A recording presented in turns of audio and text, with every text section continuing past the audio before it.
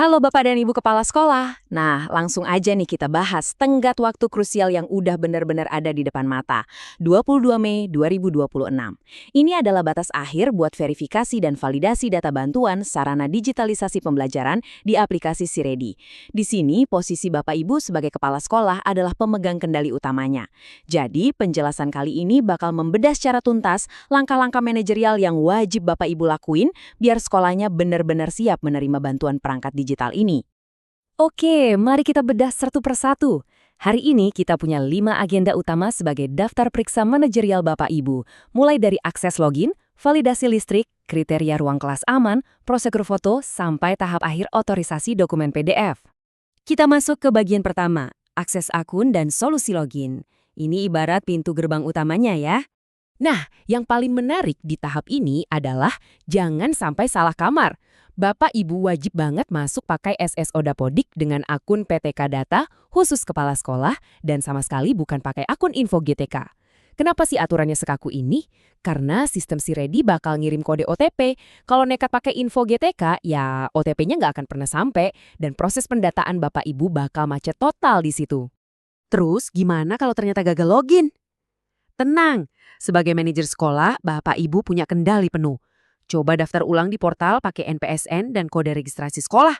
Nanti tautannya bakal dikirim ke email kepala sekolah di Dapodik. Tapi kalau cara ini masih mentok juga, jurus pemecahan masalah paling ampuh dan cepat adalah langsung kontak dinas pendidikan setempat. Mereka punya wewenang buat bikinin kode undangan khusus biar Bapak Ibu bisa langsung tembus ke sistem tanpa kendala. Lanjut ke bagian 2, profil dan validasi listrik. Waktunya kita cek infrastruktur dasar sekolah. Coba bayangkan skenario ini. Bapak Ibu baru buka aplikasi Siredi, ternyata data daya listrik sekolah yang muncul malah beda jauh sama tagihan aslinya. Kira-kira dari mana ya sistem ini narik data krusial tersebut? Anggap ini bukan sekedar ngisi form, tapi audit manajerial langsung. Jawabannya cuma satu, Dapodik. Ibaratnya Siredi ini cuma cermin. Jadi kalau ada data maksimal daya atau sumber listrik yang keliru, Bapak Ibu nggak akan bisa edit langsung di Siredi. Instruksi pertamanya adalah minta operator sekolah buat perbaiki datanya langsung di Dapodik. Oh ya, kalau sekolah punya 2 sumber listrik, pastikan yang di-input itu total daya paling besar ya, biar kapasitas aslinya terlihat akurat. Kalau urusan Dapodik udah beres, kita baru masuk ke form digital. Di sini gampang kok. Tinggal isi nama lengkap kepala sekolah beserta gelar, lalu tentukan jenis tagihan listriknya, prabayar yang pakai pulsa atau pasca bayar. Tapi awas, ada satu aturan harga mati nih. Kepala sekolah sama sekali nggak boleh didaftarkan sebagai penanggung jawab atau PIC peralatan digitalnya. Jangan sampai merangkap jadi teknisi dadakan ya. Tunjuk staf atau guru lain dan pastikan masukin nomor WhatsApp mereka yang benar-benar aktif. Kita beranjak ke bagian 3, kriteria ruang kelas aman. Sekarang kita beralih dari layar ke inspeksi fisik langsung. Jadi apa sih sebenarnya definisi ruang kelas aman menurut pemerintah? Ini bukan sekedar ruangan kosong ya. Ini adalah ruangan yang secara fisik dinilai benar-benar sanggup ngelindungin perangkat mahal, seperti panel layar interaktif atau IFP, dari segala macam risiko, entah itu pencurian maupun kerusakan eksternal. Dan syaratnya sangat praktis. Pintu harus kokoh, bisa dikunci, dan jendelanya nggak boleh ada yang rusak atau bolong. Sebagai contoh praktis nih, katakanlah secara data sekolah punya 5 ruang kelas. Tapi pas diinspeksi, satu kelas engsel pintunya jebol. Berarti, Bapak Ibu cuma diizinkan melaporkan maksimal 4 ruang kelas aman. Ingat prinsip utamanya, jumlah ruang yang aman yang diklaim nggak akan pernah boleh lebih dari total ruang kelas yang tercatat di Dapodik. Itu aturannya. Masuk ke bagian 4, prosedur fotografi ruangan. Waktunya kita siapkan kamera untuk dokumentasi. Coba perhatikan angka 1 yang gede banget ini.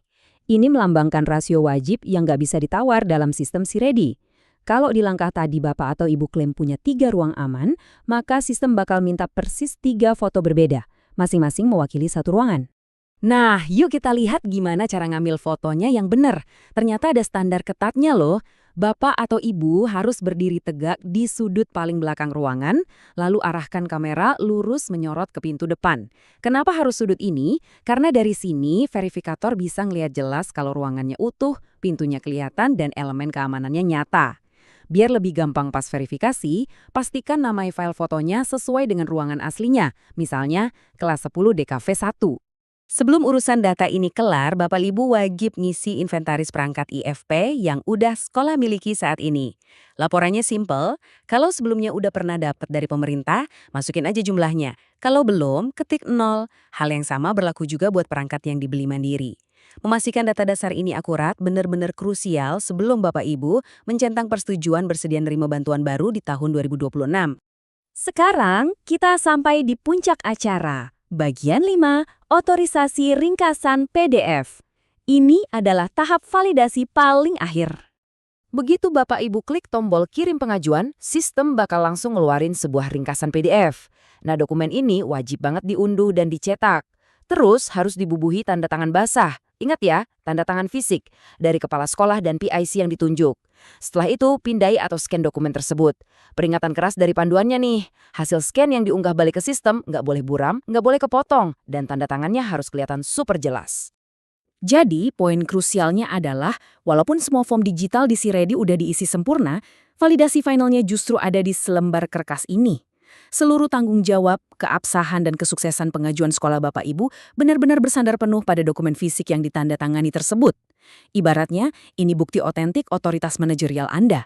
Kalau PDF ini udah sukses diunggah, tugas di aplikasi selesai, dan bola beralih ke dinas. Sebagai penutup, mari kita renungkan pertanyaan manajerial ini. Apakah data kelistrikan dan jumlah ruangan di Dapodik Bapak atau Ibu hari ini udah selaras sempurna dengan realitas fisik sekolah? Verifikasi Si-Ready ini bukan sekedar klik-klik di aplikasi, tapi butuh akurasi tingkat tinggi. Jadi tunggu apa lagi? Segera kumpulkan tim, koordinasikan Dapodik, inspeksi kelas-kelas Anda hari ini juga, dan pastikan sekolah Anda siap mengamankan fasilitas digital 2026. Selamat bertugas.